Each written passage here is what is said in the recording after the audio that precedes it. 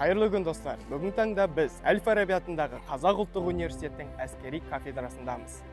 Қазіргі таңда мен екінші курс студенті ретінде, болашақ офицер ретінде запастағы подполковник Алпысбай Мадияр мырзадан сұхбат алмақшымын. Сауыңыз тілеймін, подполковник мырза. Қайырлы күн. Сізден шағын сұхбат алуға рұқсат беріңіз.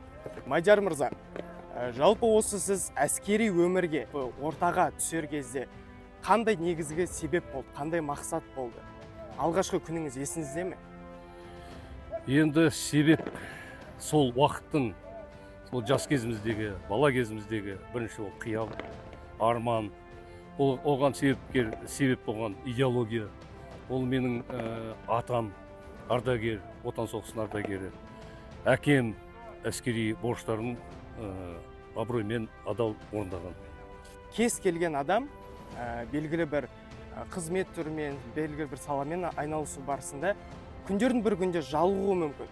Сізге осындай кездерде, қараңғы кездерде негізгі мотивация, жарық болған қандай себептер, қандай негізгі сәттер бар? Сонымен бөлісіп кетсеңіз.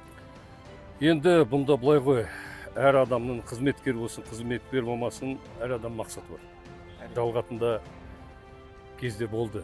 Но мотивация уақыттан ерте бұрын әскери шен алу, жаңағы қасымдағы әріптес жауынгерлік басқа да командирлердің алдарында жүру, арттағы жауынгерлік достарым, сарбаздарыма үлгі болу. Соның арқасында. Келесі сұрағымыз ол жалпы осы әскери сіз өмірде 30 жылдай болды, жүргеніңізге. Осы 30 жылдың ішінде сіз қандай қорытынды ой түйдіңіз? Жастар үшін сіз қандай кеңес берер едіңіз?